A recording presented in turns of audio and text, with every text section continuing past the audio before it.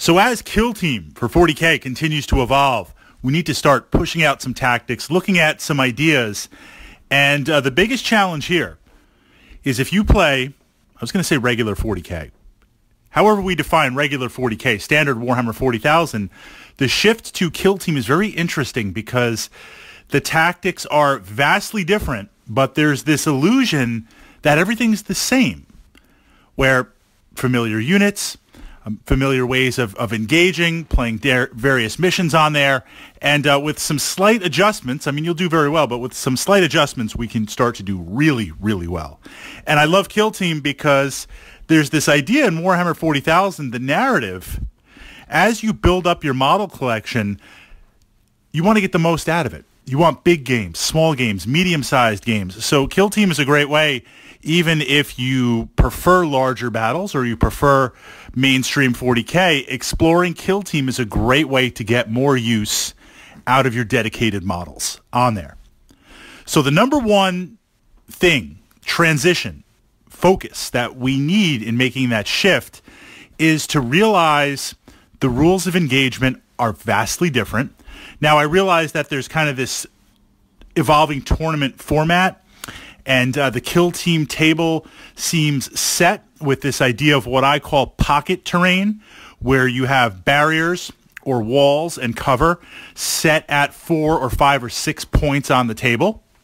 That seems to be the standard evolution where Games Workshop is pushing us. In that case, and I played on skirmish tables or Kill Team tables like this, there's this idea of moving from pocket to pocket, where your unit is hidden, where your models are hidden, and you're trying to move from group to group without getting caught out in the open.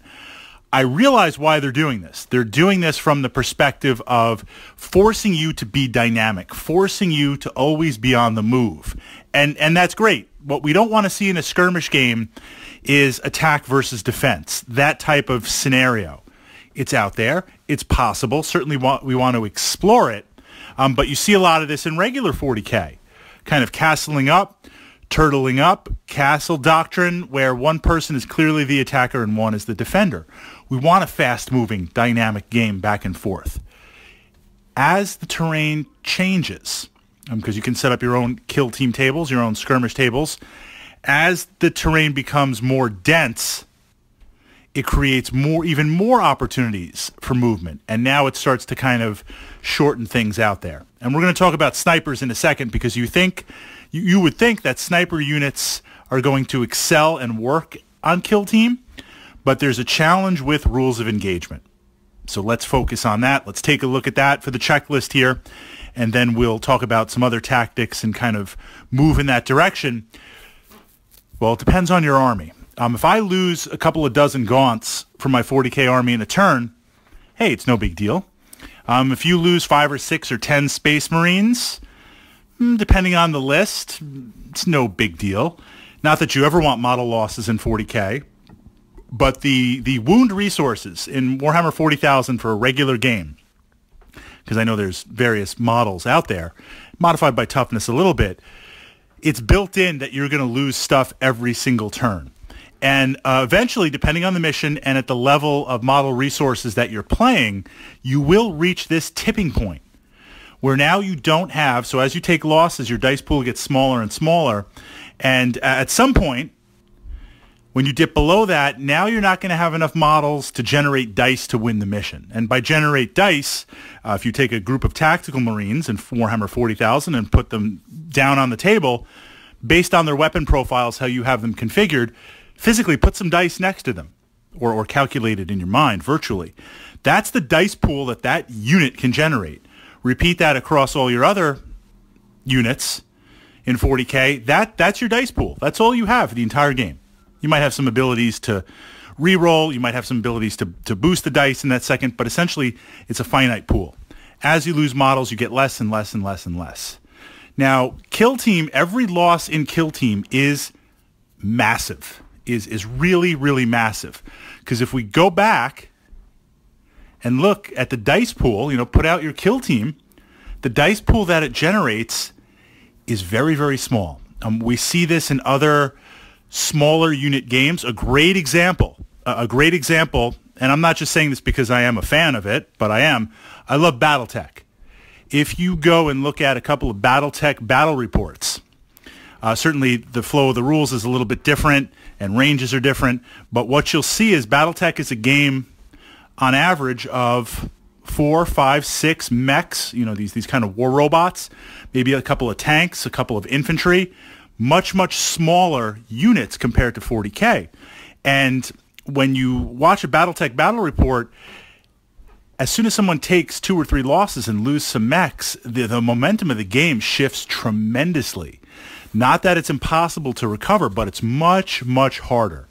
So knowing that for Kill Team, because we're coming down to skirmish, smaller engagement size, your goal is the duality of protecting your models and forcing your opponent to expose them and only engaging when it's 3-1. There's this idea in ideally, right? Sometimes you got to do what you got to do. There's this idea of redundancy in wargaming.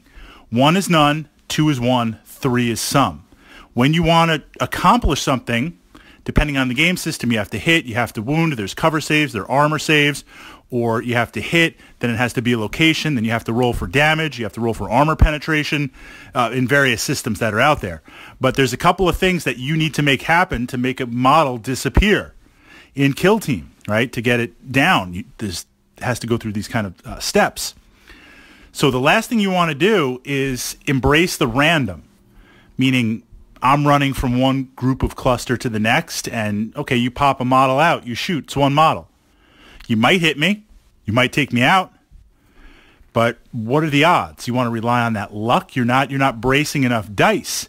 And then if we're going to rely on luck and you hit and you don't take me out, if I return fire, maybe I get lucky on that.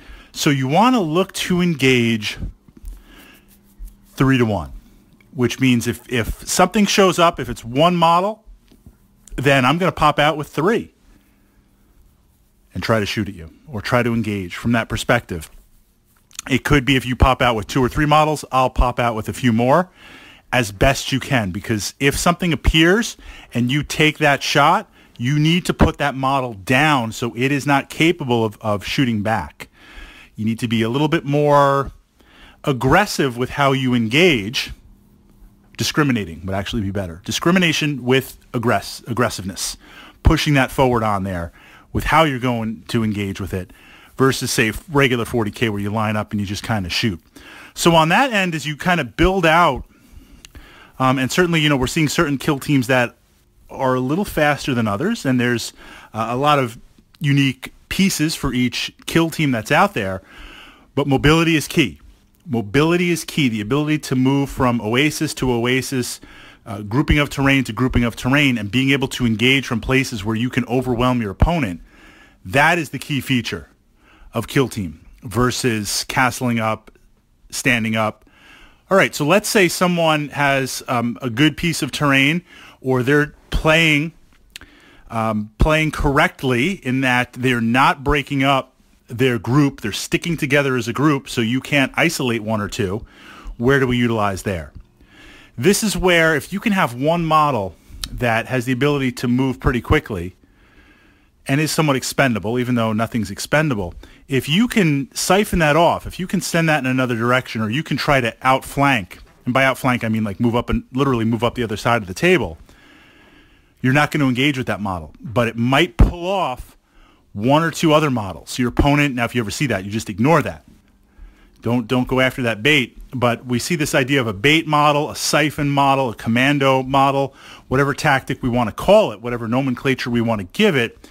You're going to try and force your opponent to go after it or react to it or siphon off 1 or 2 of their models, and then you're going to engage. You need that momentum. As soon as you've gotten them down, depending on the size of the kill team, 2 or 3 models, now you have a massive, massive, overwhelming advantage. That is when you're going to commit. That is when you're going to push. When does all this happen? It's very dynamic. It's very fluid. It's very, very fast in how it plays. So you're going to have to see. But I love Kill Team. It's a great way to explore the 40K narrative. And now that we're getting competitive support on there, I mean, I love regular 40K, whatever that is. But Kill Team lets you play 4 games in a regular evening versus one big game of 40K. And it allows you to play and get the maximum diversity out of your model collection.